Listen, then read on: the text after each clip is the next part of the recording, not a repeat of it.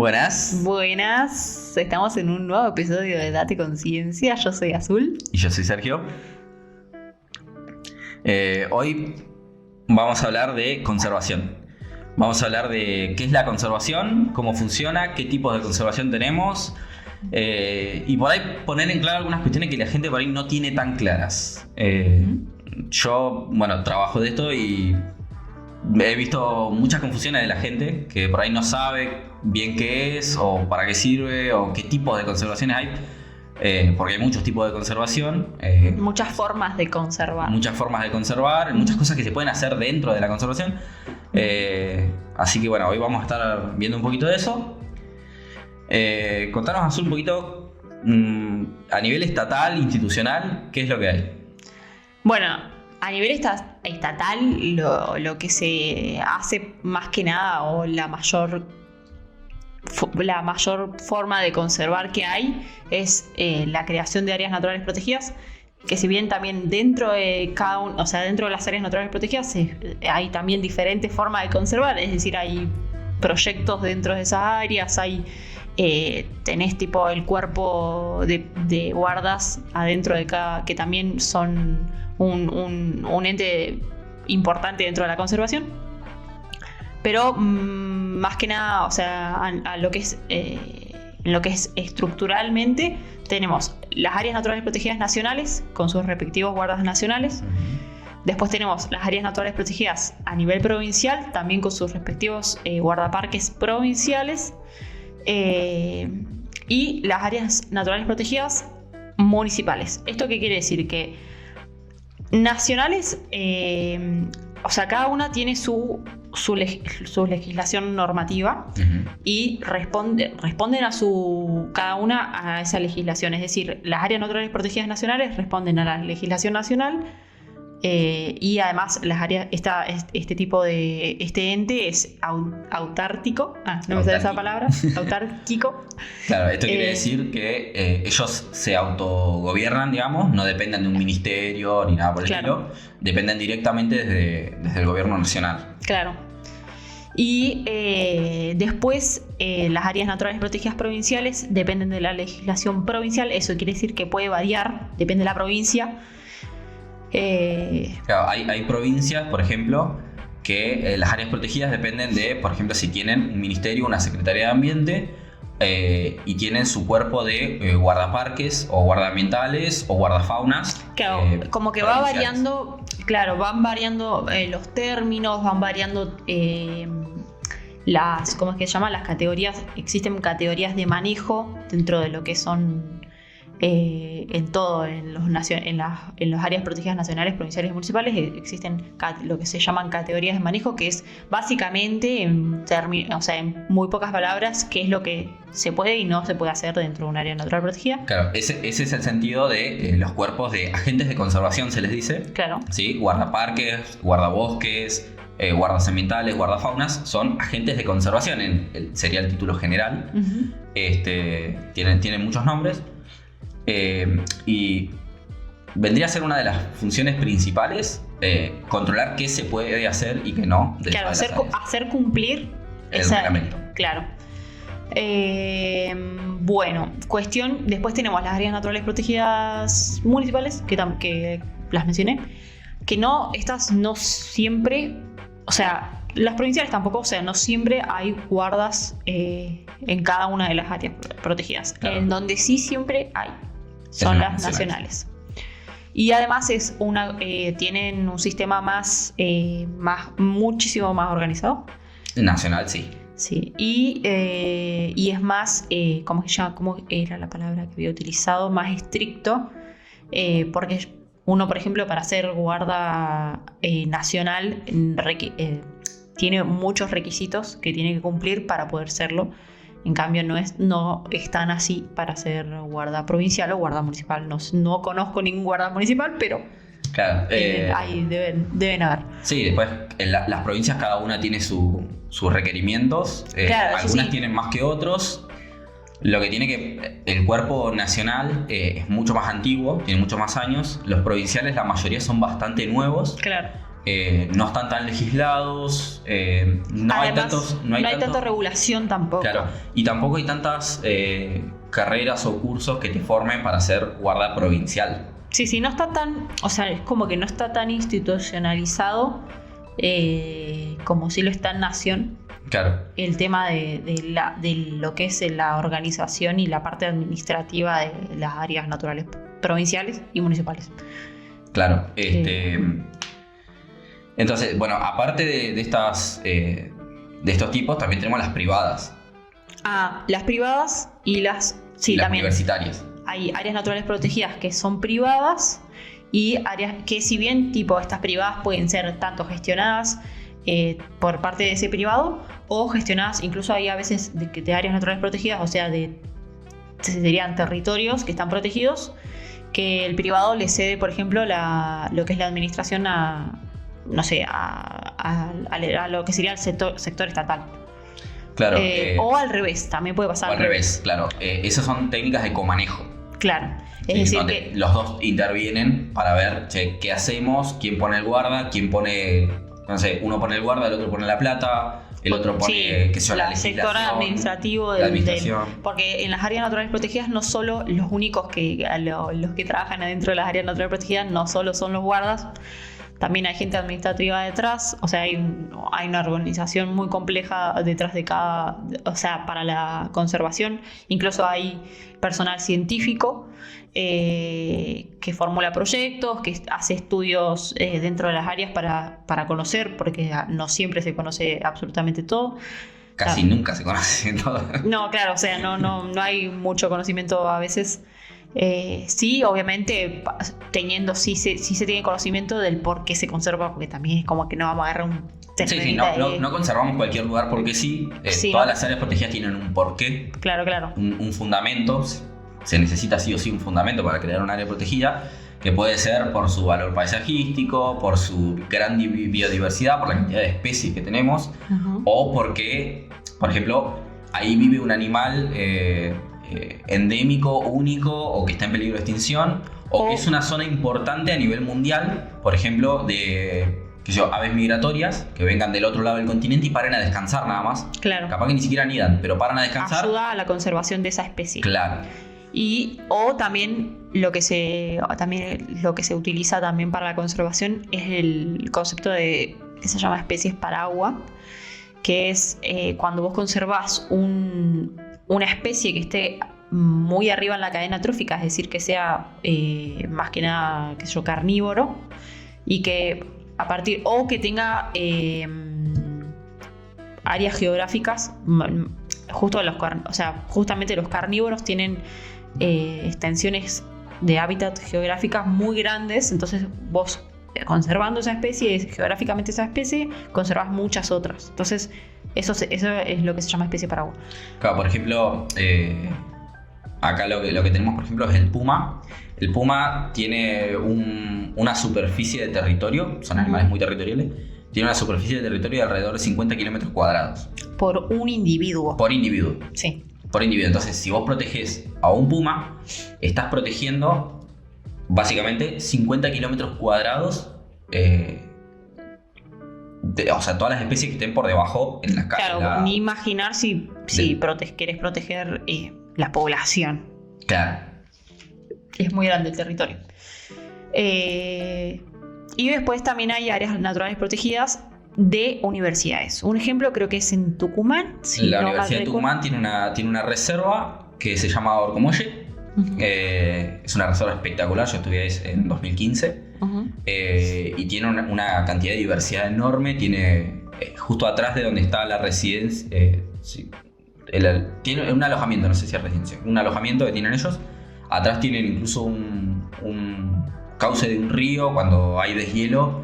Es un lugar espectacular, hay de todo, hay una cantidad de flora y fauna espectacular. Es que en Tucumán hay papers o artículos, mejor más en español, que dicen que Tucumán es un punto caliente, de lo que se llama punto caliente de biodiversidad, que es cuando hay gran cantidad, un gran porcentaje de la biodiversidad de la zona endémica en ese lugar. Claro.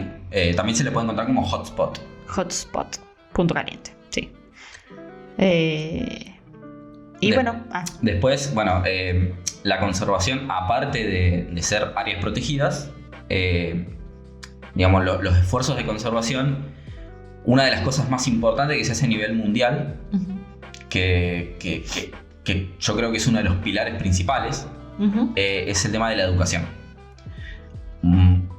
Las áreas protegidas no solamente hacen acciones en el lugar, sino para afuera, para que la gente conozca por qué es importante, para qué sirve. Digamos, por ejemplo, el tema de dar charlas en las escuelas, que muchos guardafaunas, guardas ambientales, guardaparques, se dedican casi exclusivamente a salir a dar charlas en escuelas, en universidades o al revés. O incluso también hay otros que están los intérpretes ambientales, claro, que se dedican específicamente a... Sí, también los guías, o sea, los guías que se dedican a llevar gente a las áreas. A veces son cuestiones meramente turísticas, pero en general hacen un trabajo muy importante de educación ambiental. Claro. Que genera conciencia. Y al revés, las reservas reciben gente de escuelas, de universidades, jardines, grupos sociales. La reserva que yo trabajo recibimos de todo, grupos de jubilados. Hay mucho movimiento de gente que va a las áreas protegidas para aprender.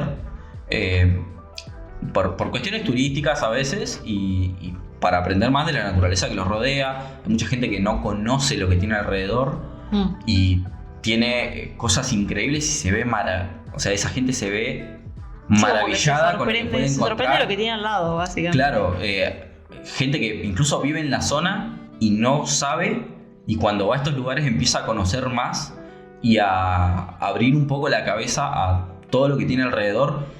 Y el por qué. Y el por qué tenemos que cuidar. Que un área natural protegida no tiene simplemente fines turísticos, que no es simplemente para conservar, por ejemplo, el paisaje, que es lo bonito que se ve, sino que hay un ecosistema, hay especies, hay fauna que es muy importante para el funcionamiento del ecosistema y para los servicios ecosistémicos que se brindan también, no simplemente sin tampoco recaer en lo que es una cuestión utilitaria del ecosistema, pero que no es simplemente lo bonito. Claro. También está un poco la visión de que, proteger no es solamente proteger el área protegida. Claro. El área protegida tiene límites. Y siempre que se empieza a discutir el tema de la jurisdicción del área protegida es hasta acá, y de acá para afuera puedo hacer lo que quiera. Y en sí no debería ser así, pero más o menos. Entonces, la educación lo que nos sirve es para traspasar los límites, digamos, legales de las áreas. Bueno. Y que la gente sea consciente de que porque no está fuera de un área, porque está fuera de un área, puede hacer lo que quiera. No. Cuidémoslo. Viste que hay países, no recuerdo bien ahora cuál, no me acuerdo, no sé si era Ecuador, Colombia, no me acuerdo. Pero hay incluso países, porque en nuestro país los guardas tienen poder legal, se podría decir, y jurisdicción dentro de las áreas naturales protegidas. Claro. Hay países que la jurisdicción es nacional, o sea, es todo el territorio nacional. Claro. Que los guardas tienen esa jurisdicción en todo el territorio. Entonces pueden cumplir su función de guarda y de básicamente de conservación, como agente de conservación en todo el territorio. Y eso es excelente. Claro, eso depende mucho de las legislaciones. Por ejemplo, Río Negro tiene dos cuerpos. Tiene el cuerpo de guardas ambientales, que vendría a ser el equivalente de guardaparque, porque su ámbito de jurisdicción son las áreas protegidas, pero fuera de las áreas protegidas tenés los guardafaunas, que se encargan de todo lo que es tráfico de fauna, por ejemplo. Entonces, digamos, el guardafauna tiene jurisdicción en casi todo el territorio de la provincia. Mira. Entonces, si vos no tenés un permiso de caza, por ejemplo, estás cazando, te paran en la ruta, te pueden hacer la multa porque su jurisdicción es todo el territorio. Uh-huh. Lo mismo con el tráfico. Si a vos te enganchan, si alguien denuncia, por ejemplo, que vos en tu casa tenés cardenales amarillos, que es una especie en peligro de extinción, va a ir los guardafaunas con la policía, van a hacer un allanamiento y te lo van a sacar. Y te van a poner la multa. Claro. Entonces, digamos, varía mucho las legislaciones. Hay provincias donde no están así, que son más laxos. Provincias donde no tienen un cuerpo específico para eso. Hay lugares que lo hace la policía directamente. O las patrullas rurales. Digamos, diferentes cuerpos pueden trabajar en conjunto también. Fuera de lo que es la jurisdicción. Claro, porque si yo digo mi jurisdicción llega hasta acá, yo necesito otro cuerpo que me ayude a complementar. De todas formas, trabajo. estaría para mí, o sea, esto que yo te decía de este país, que encima no recuerdo, después lo debería buscar, que tiene los guardas, tienen... Porque ¿qué pasa? No, a diferencia, que creo yo, por lo que recuerdo, a diferencia de nuestro país, no hay diferentes cuerpos de guardas, sino que los guardaparques nacionales tienen toda la jurisdicción, entonces claro, no requerís de otro cuerpo. Claro, eso está bueno porque, digamos, simplificás, sintetizás bastante lo trabajo. Que es el tema administrativo, se hace muchísimo más fácil. Sí, eso es uno de los mayores problemas que hay, que por ahí hay un montón de legislaciones, se superponen jurisdicciones y ahí empieza la discusión de a quién le corresponde, vos, voy yo, quién hace la multa, la hace vos, la hago yo, la hacemos los dos. Claro. Es un quilombo. Bueno, y otra cosa que también hace por fuera del ámbito estatal a la educación, aparte de la educación, es el tema de conservar cambiando los modelos productivos. Claro. Estamos muy acostumbrados a modelos productivos de, por ejemplo, por decir, ¿no? Entre otras cosas, monocultivos, especies exóticas que son más productivas por ahí. Y una forma de conservar es... Sí, más es un modelo productivo bien hegemónico. Claro, sí, lo que impera en el mundo. Entonces, una de las formas es, por ejemplo, producir con especies nativas, con producir a base de sistemas más complejos. ¿Sí? Claro, o sea, porque ¿a qué nos referimos producir con especies nativas? Que se combinen, porque cuando hablamos de monocultivo, hablamos de sacar, o sea, simplificar el ecosistema y sacar todas las especies, la gran mayoría de las especies de flora, y por lo tanto cuando sacas de flora corres a todas las especies de fauna asociada, y simplificar el ecosistema al punto de poner solo una especie que es tipo, qué sé yo, será soja, será cebolla, sí, o lo que pongas. Sí, incluso si es una planta, ponerle más local. Sí, por más que sea... Si vos agarrás, por decirte, piquillín y haces un monte entero de piquillín y matás todo el resto, sigue siendo un monocultivo, sigue simplificando demasiado. Claro, lo que haces es mucha biodiversidad con eso. Claro, o sea, los modelos predominantes normalmente lo que hacen es eso, simplificar los ecosistemas, incluso con el ganado, porque vos agarrás, también se desmonta, pones ganado y por ejemplo hay formas de producir que se llaman silvopastoril, en donde se combinan especies, o sea, lo que sería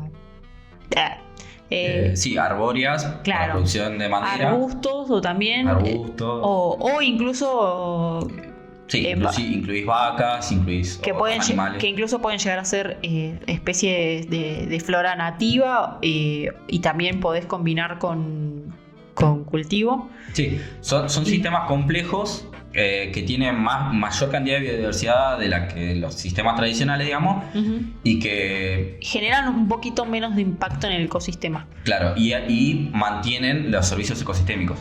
Claro. Después, bueno, otro tipo de grupos que aportan mucho a la conservación a nivel mundial son las ONGs, las organizaciones no gubernamentales, que tenemos nacionales y tenemos internacionales. ¿Sí? Por ejemplo, una de las más importantes a nivel internacional es la WWF, la World Wildlife Foundation, o ¿cómo es? Fundación... no me sale la traducción. World Wildlife Foundation. Fundación Salvaje. Vida Silvestre. Vida Silvestre, claro. Fundación Vida Silvestre. que es una organización con mucho financiamiento internacional, es una de las organizaciones más grandes, que financia, puede ser por proyectos propios a nivel mundial o otras fundaciones más chicas a nivel local. Claro. ¿Sí? Por ejemplo, acá en Argentina tenemos un montón de fundaciones. Por ejemplo, en el norte tenemos la Fundación Proyungas, tenemos la Fundación Rewilding, tenemos acá en la Patagonia tenemos Patagonia Natural. Bueno, igual Rewilding no es nacional, ¿o sí? No, Rewilding creo que es internacional. Rewilding es internacional. Pero es una fundación más chica que recibe otro financiamiento. Claro. Después también tenemos la Fundación Inalaufken. Bueno, Aves Argentinas. Aves Argentinas. Son diferentes tipos de fundaciones con diferentes visiones, diferentes proyectos y diferentes objetivos. Por ejemplo, Proyungas se dedica a gestionar áreas protegidas y conservación de la yunga. Claro. Exclusivamente también, yunga. También hay creo que hay fundaciones para humedales. Claro. Sí, hay Aves Argentinas se centra en conservación de aves. Más que nada migratorias, ¿no? No, tienen un poquito de todo. Claro. Trabajan un poquito de todo. Digamos, y no solamente hacen conservación en áreas protegidas, que bueno, Aves Argentinas creo que tiene una sola, que la fundaron hace poco. Hacen mucho lo que es proyectos de investigación y conservación específica de ciertas especies o amenazas, a investigar amenazas generales. Por ejemplo, tienen proyectos participativos donde cualquiera se puede unir. Claro. Para investigar plásticos en aves marinas. Entonces buscan, por ejemplo, vos te podés unir al proyecto, recorres zonas costeras y si encontrás cadáveres de aves, las tenés que abrir, todo con una metodología, ¿no? Abrís el animal con... ¿No requerís de ser un profesional? No. O sea, ellos te capacitan, te dicen cómo tenés que hacerlo. Requerís una capacitación, yo decía. Más o menos. Es una capacitación sencilla porque no es tan complicado el proceso. Pero requerís, por ejemplo, barbijo y todas esas cosas. Claro, necesitas barbijo, método de seguridad, claro, obviamente. Sí, esa parte sí. Claro, yo decía. No, sí, a ver, se puede unir cualquiera, pero tenés que tener también un asesoramiento. Claro. Entonces, ellos lo que hacen es ver si en el estómago hay plásticos, qué cantidad y qué tamaños tienen. Y entonces se hace todo un relevamiento de toda la costa argentina para ver el impacto de los plásticos en las aves costeras. Claro, como que pueden cubrir una área geográfica mucho más grande, incorporando a la participación a la ciudadana. gente, sí. Bueno, otro tema que íbamos a tocar en ese podcast, en este episodio. Bueno, primero voy a aclarar que estamos grabando este episodio a las 11:30 de la noche y estamos bastante cansados, por eso tenemos ojeras. Pero, bueno, nada, fuera de eso, otro tema que vamos a tocar son lo que es las ideologías que hay detrás de la conservación. Porque cuando hablamos de conservación, tenemos diferentes miradas, diferentes corrientes de pensamiento. Y bueno, una cosa que podemos destacar es que las áreas naturales, por ejemplo, que las áreas naturales protegidas tienen un origen bastante controversial, que básicamente surgen en Estados Unidos con la área natural protegida Yellowstone. Yellowstone, ¿no? Sí, la primera área, primer parque nacional. Primer parque nacional. Ya había por ahí algún área protegida más o menos, pero como parque nacional, el primero fue Yellowstone. Claro, en realidad creo que las primeras áreas protegidas en realidad surgen desde mucho antes con lo que era proteger, por ejemplo, un bosque privado, como que lo privatizaban básicamente, lo protegían para que tipo tenía miliquitos a los costados para que no entre nadie y que pueda el aristócrata de turno, sí, pueda, o el terrateniente ir a cazar, puede ir a cazar, sí. Claro, puede hacer de las suyas. Sí, no te metas en mi tierra, yo acá cazo yo. Claro, acá solo cazo yo, acá solo hago mis cositas yo, básicamente. Pero bueno, como más institucionalmente, la primera fue en Yellowstone, Estados Unidos. Y la corriente de pensamiento que prosperaba, que más hegemónica en ese momento, era básicamente proteger para más que nada para el turismo. Es decir, lo que sucedía era, se protegía un territorio, si había gente viviendo ahí, chau, te fuiste, tipo, no me importa. Sí, pueblos originales, todo eso. Todo. Lo mismo sucedió acá incluso con Perito Moreno, que fue uno de los primeros creadores de áreas naturales protegidas. El primero nacional. Que se dio, claro, nacional, que se dio sus tierras para la creación de lo que hoy en día se conoce como Parque Parque Nacional Nahuel Huapi, que antes se llamaba del Sur. Claro.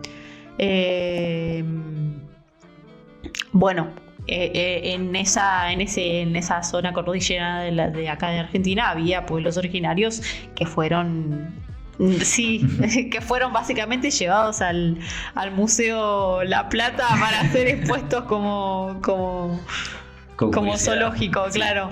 Pero bueno, nada, por eso digo, o sea, ahí como surge a partir de una ideología de querer conservar para que sea un paisaje bonito, en donde la élite que en esa época podía vacacionar, porque antes tipo no era muy común que la gente vacacione en esa época.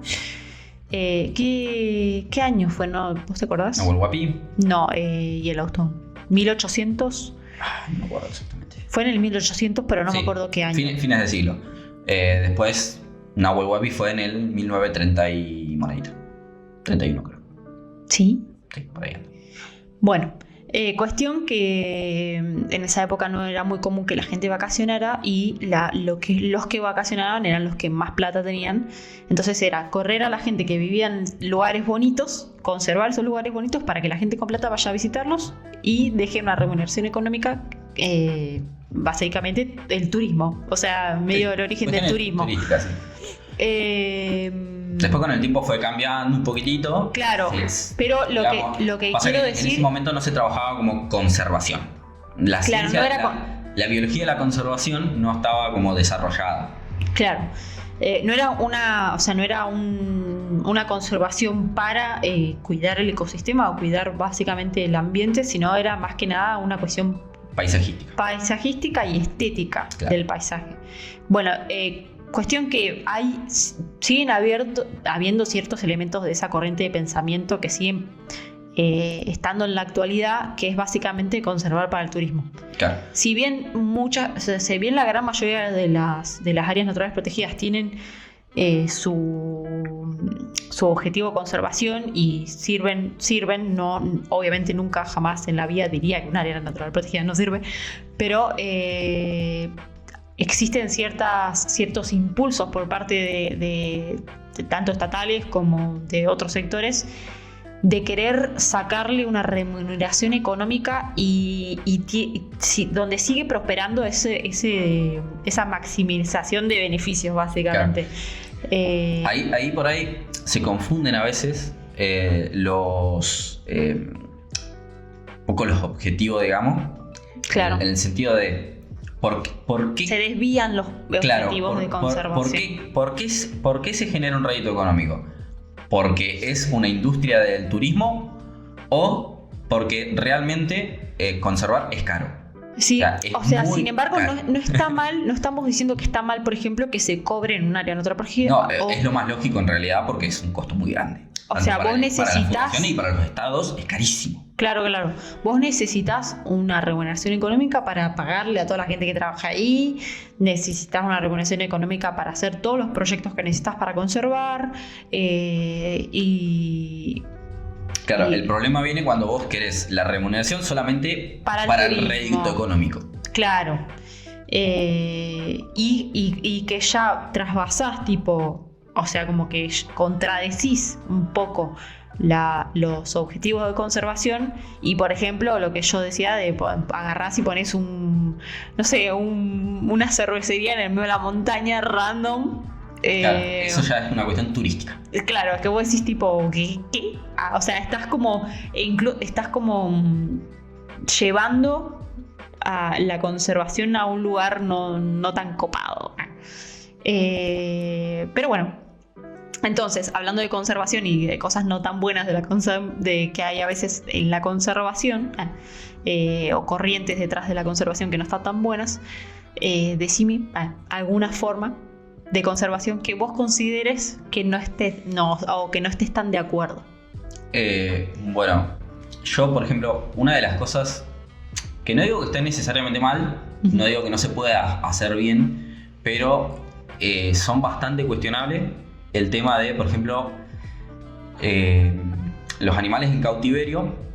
Hay muchas organizaciones que se dedican a criar animales en cautiverio y toman un rédito de eso. Y por ahí ponen como escudo este tema de nosotros rehabilitamos animales, entonces podemos exhibirlos, básicamente. Tenemos varios tipos de parques o zoológicos que te dicen, bueno, yo ayudo a rehabilitar estos animales, o no los puedo liberar, entonces los tengo encerrados acá. Claro.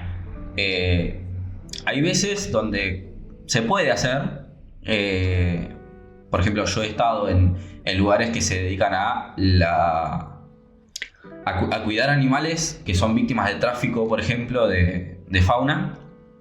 Y los que se pueden liberar, los liberan. Claro. Pero hay veces los que se pueden reintroducir. Claro. Y solamente se quedan con los animales que, por alguna cuestión de mucho daño físico, por ejemplo, aves a las que les han cortado las alas, que no las pueden liberar. Pobrecitos, sí. Por ejemplo, pasa con flamencos o con loros habladores. Eso pasa. Cotorras. Claro, les cortan las puntas de las alas para que no puedan volar. Entonces esos animales no los puedes liberar y los tienen ahí. Depende mucho también de las condiciones en las que se los tenga. Si se los tiene en un recinto abierto donde tengan espacio, si son animales que no puedes reintroducir, está bien, pero yo creo que está mal cuando los tenés en recintos muy chiquititos, donde tienen muy poca movilidad y son solamente un objeto para admirarlos. Claro, o sea, como es lo que yo pienso incluso de zoológicos como zoológicos y el nacimiento, básicamente, los zoológicos es como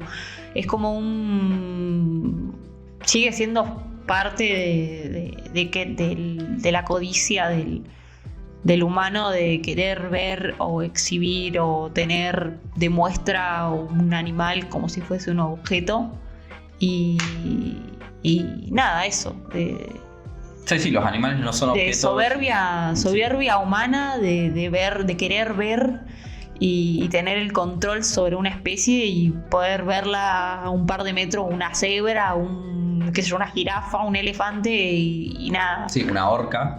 Sí. Buenas tardes, mundo marino. Sí. Y no, o sea, totalmente en desacuerdo de eso. Y sí sé, o sea, también, pero a diferencia o sea, eso es lo que es zoológico. Después tenés lo que vos decís de cautiverio para la conservación, que es tipo, incluso hasta a veces es necesario tener ese tipo de infraestructura, o sea, tener grandes terrenos para lo que es el cautiverio, porque, qué sé yo, hay a veces cuando se hace conservación y se requiere incluso o reintroducir o llevar a otro lugar una fauna silvestre, hasta incluso necesitan periodos de cuarentena, por lo que tengo entendido, donde vos tenés que tener a ese animal. Y no está bueno tener, por ejemplo, un zoológico donde tienes un cosito 2x2 y tenés al animal ahí tratando, o sea, haciendo la cuarentena o qué. Si no, eso, buscar como nada, darles las mejores condiciones al animal para que no sufra. Claro, bueno, digamos, relacionado a esto, hay veces que la conservación también va un poco en contra de la lógica del público en general, pero que lleva todo un estudio y un trabajo que a veces no es lo más bonito. Conservar no significa protejamos todos los individuos y todas las formas de vida en todo lugar. A veces hay ciclos. Hay que entender que hay, por ejemplo, ciclos en la naturaleza que se deben respetar, por ejemplo, y parte de ese ciclo es que haya una tasa de mortandad y que son ciclos biológicos o sea, que vos no podés hacer, por ejemplo, que las poblaciones silvestres crezcan y crezcan y crezcan y crezcan. Tienen una tasa de natalidad y una tasa de mortalidad que están reguladas ecosistémicamente, y que justamente los impactos, los mayores impactos que modifican esas tasas son la fragmentación del hábitat, la alteración por contaminación, la alteración del ecosistema en general, por parte del humano, que modifica esa regulación natural que tiene el ecosistema y las poblaciones de cada especie. Claro, por eso hay muchos métodos de conservación. Algunos son a favor de los animales silvestres. O sea, a ver, todos son a favor de los animales silvestres, pero no de todas las formas de vida. Entonces, nosotros podemos, digamos, dividir dos cuestiones.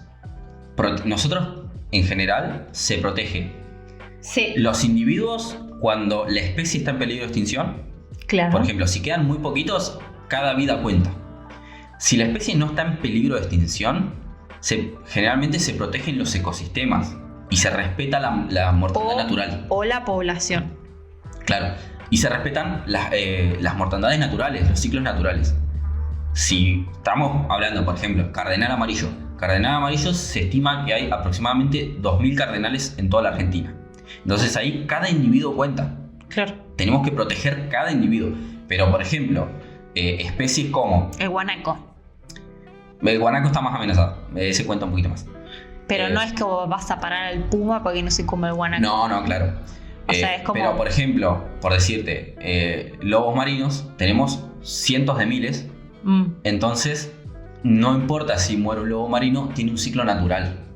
O sea, esto nos referimos, no es como que no importa, anda y mátalo. No importa, no importa si cásalo. O sea, claro. A lo que nos referimos es que, por ejemplo, hay enfermedades en los ecosistemas. O sea, por ejemplo, ahora hay un caso muy, muy importante que se está dando en las poblaciones de lobos con la gripe aviar. Claro. Hay una gran mortandad de... Influencia aviar. Más correcto. Claro. Hay gran mortandad de individuos. Y es algo natural. Claro, es algo natural. La forma de hacer que menos ¿cómo explicarlo?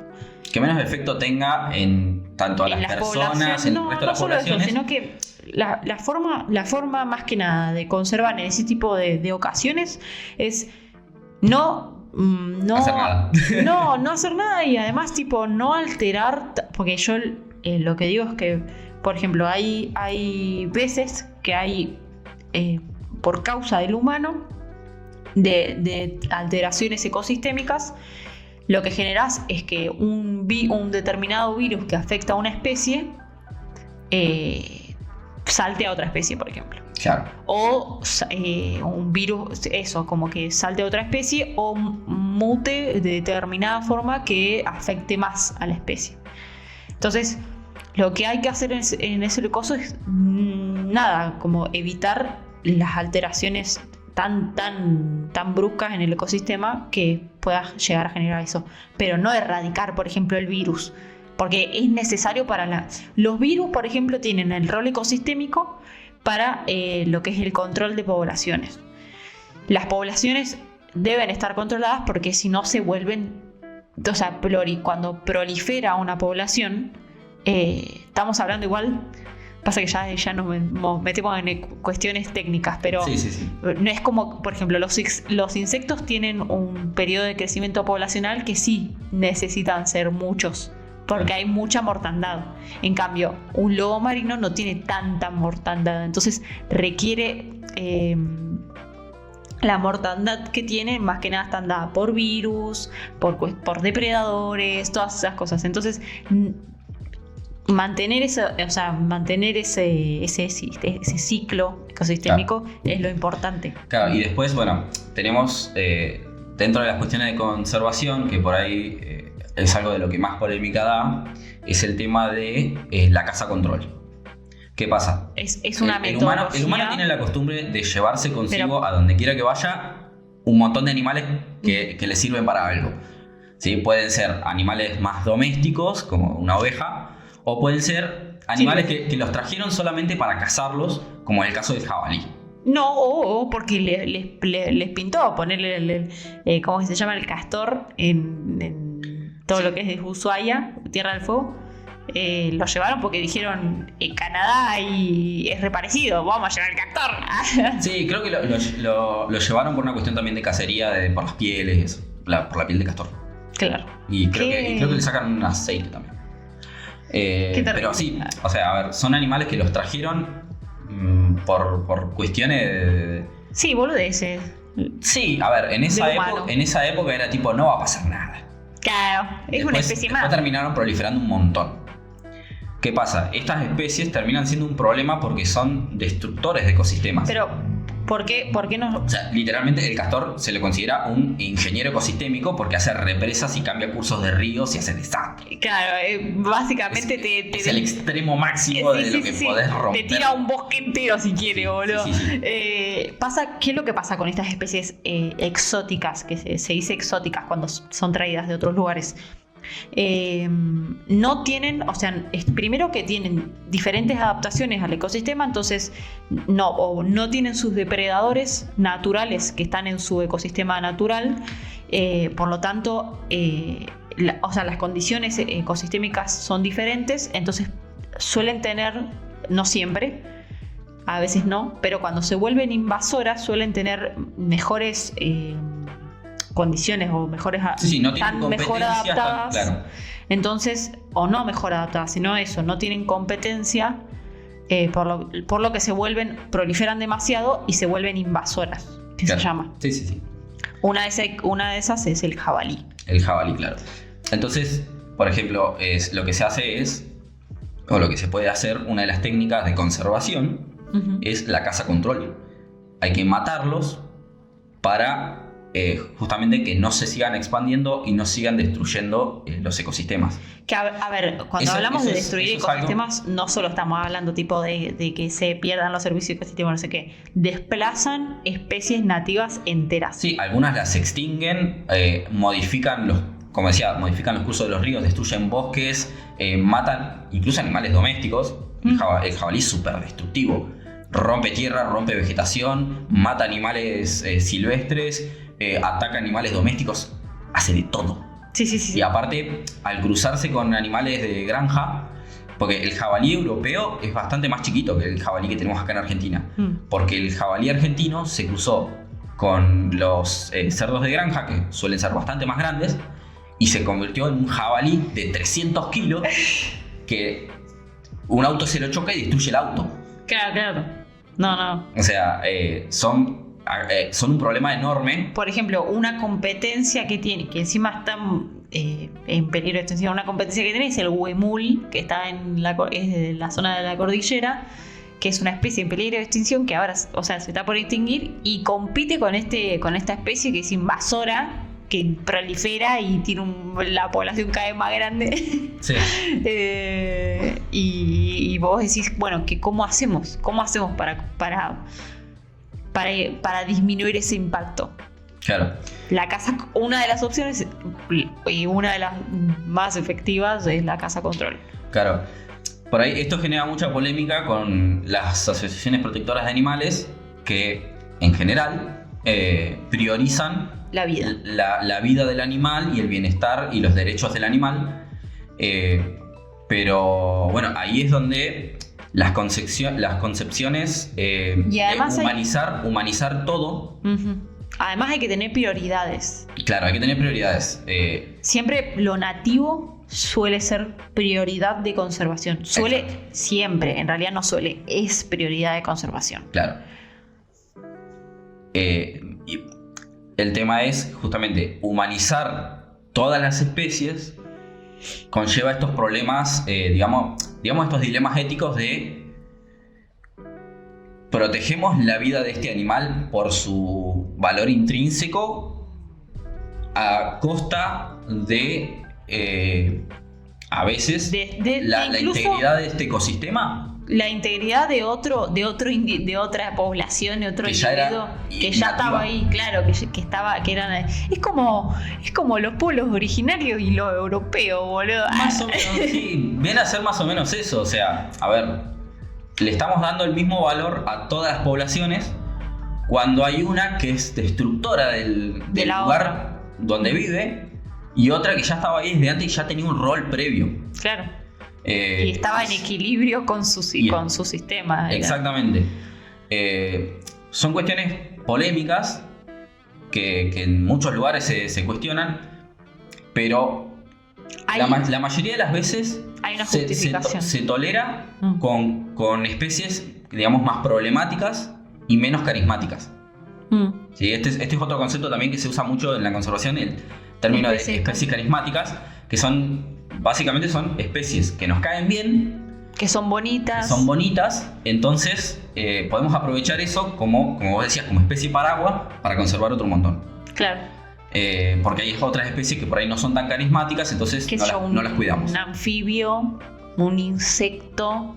Claro. Pero ¿qué pasa? No suele ser motivo de conservación. ¿Qué pasa? Los mayores conflictos con este tipo de caza-control, por ejemplo, es cuando la especie que vos tenés que matar es una especie carismática. Claro. ¿Cómo le decís a la gente de que los gatos domésticos en un área protegida son un problema? Claro. Hay muchos métodos. Uno puede decir, bueno, Sí, en términos legales puedes modificarlo. Claro, uno puede decir, agarramos los gatos y los damos en adopción. Pero el tema es que, primero, no siempre son domesticables. Hay veces que son muy agresivos. Y no siempre tenés dónde llevarlos. O sea, no hay tanta gente adoptando. Más allá de que hay mucha gente, no siempre tenés gente que te lo adopte o no tenés un lugar de transición. Entonces, los proteccionistas lo saben, les cuesta un montón. Conozco muchos proteccionistas y es muy difícil a veces encontrar quién te cuide los animales hasta que le conseguís una casa o quién te los adopte. Entonces, y se siguen reproduciendo. Digamos. Sí, por eso están muy igual por eso también están las campañas del lado estatal, que eso me parece genial, de castración gratis, castren a sus mascotas. Sí, por favor. Que eso es lo que termina sucediendo. O sea, hay animales sufriendo en las calles que después se asilvestran, que se vuelven medio salvajes, básicamente. Sí. Y generan, o sea, hay que tener en cuenta que los perros y los gatos no son animales silvestres, o sea, claro, que no son del ecosistema natural, claro, que fueron básicamente. El tema es que, claro, estos animales son especies que nacieron básicamente con el humano. Sí, son especies que se adaptaron muy bien que se domesticaron al humano, pero no dejan de tener instintos naturales y que la mayoría de nosotros los conocemos en un ámbito, digamos, hogareño. Pero por eso digo, amor, o sea, son animales que pueden llegar a. Un perro, evolutivamente, no es muy diferente de un lobo. Son animales carnívoros, o bueno, omnívoros en realidad, pero mayormente carnívoros, agresivos, que trabajan en manada. Entonces, los grupos de perros cimarrones, se les llama, son grupos de perros que se fueron reproduciendo. O sea, son perros que en un inicio se han sido domésticos, pero después se han lo que se llama asilvestrado, están básicamente en el. Sí, sueltos. Sueltos por ahí. En el monte, en la montaña. O sea, en zonas que no son urbanas, se podría decir. Y se han formado, como que se llaman manadas, y son muchos perros, y que ya han salido bastante de lo que es la domesticación, o sea, se han alejado de lo que es el humano. Digamos, empiezan a cazar como lo hacían los lobos antiguamente, claro, y atacan animales silvestres. Generan un gran problema. Claro, y ahí, digamos, esos animales cuesta mucho domesticarlos si es que se puede. Y los únicos métodos son el control poblacional. ¿Y cómo lo haces? O sea, porque tenemos también hay otros tenemos métodos. problema de que son animales tan carismáticos que al que le toca hacerlo no es que no tiene sentimientos, o sea, justamente es un animal carismático al que estamos muy acostumbrados además, a convivir y cuesta mucho. Por eso decimos que hay que ver el porqué. Claro. Detrás. Hay veces de todo. que es necesario. Que sigue siendo, por más que vos lo veas como algo, o sea, como caza, si bien tiene que estar obviamente legislada, controlada, hay agentes que están específicamente ¿cómo es? Que están habilitados, Claro. no lo puede hacer cualquiera. Está No con todo cualquier método. Obviamente hay métodos específicos. No es tipo al libre albedrío como hace la provincia de Chubut, que te paga por el cuero de puma, que Sí. es totalmente irracional, sino que es específicamente a una especie o sea, que lo hacen determinadas personas con determinada metodología, y que además, por más que vos lo veas o sea, que uno lo vea, que vos decís tipo, ¿estás conservando, matando? No, estás conservando, controlando una población que no deberías, y que uno, o sea, si bien se llama caza control, porque muchas veces lo que busca no es erradicar la especie, no sino controlar la población. ¿Por qué? Porque son poblaciones invasoras. Claro. Que generan... Muy grandes. Claro, muy grandes, que crecen mucho, que su crecimiento poblacional es muy alto, muy grande. Por lo que se busca es controlar. Bueno, nada, un poquito de polémica, un poquito de cosas más técnicas.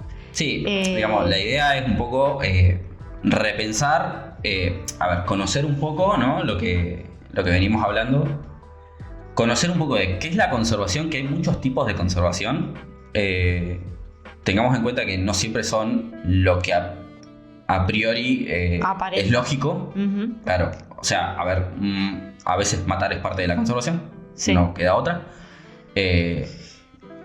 Pero siempre, digamos, teniendo un criterio, ¿no? Obviamente, teniendo una base científica, que sea controlado, que tenga su justificación. Claro, eso, tener en cuenta que las metodologías a veces de conservación no se ven tan amigables, pero y además esto, por ejemplo, para conservar uno tiene que conocer el ecosistema, si no se sabe qué estás conservando y qué es lo que tenés que conservar. Sí. Una de las cosas que se hace para saber qué es que tenés que conservar son los estudios, los que hacen los biólogos, básicamente. No solo los biólogos. Sí, hay muchos entes que se dedican a estudiar para conservar. Y a veces para eso necesitas meter una red y sacar peces y estudiarlos y saber cómo se manejan, hacia dónde, o sea, cómo es la dinámica de la población, como si migran o no migran, si hacen esto, hacen lo otro, qué es lo que comen. Es muy importante saber que las especies, o sea, lo que se llaman cadenas tróficas, que es tipo quién se come a quién. Por lo que yo decía, o sea, es importante que se conserve el depredador para conservar la población. Bueno, básicamente eso, o sea, sí. Hay mucha base científica. Hay mucha base científica, no se hacen las cosas porque sí. Uh-huh. Hay muchísima gente trabajando a nivel mundial, a nivel nacional, a nivel local. Sea donde sea que estén, seguro hay alguien trabajando en eso. Y si algo les genera dudas o si no conocen, acérquense a las áreas protegidas, acérquense a las universidades. Siempre va a haber alguien que les sepa explicar cómo y por qué se conserva. En casi todos los lugares hay algún grupo que se dedica a la conservación de cualquiera de estos tipos. Puede ser un área protegida, puede ser un centro de investigación. Hay muchas cosas, hay mucha filosofía atrás de cómo y por qué se conserva. Uh-huh. Y siempre la mitad del trabajo o más es educación.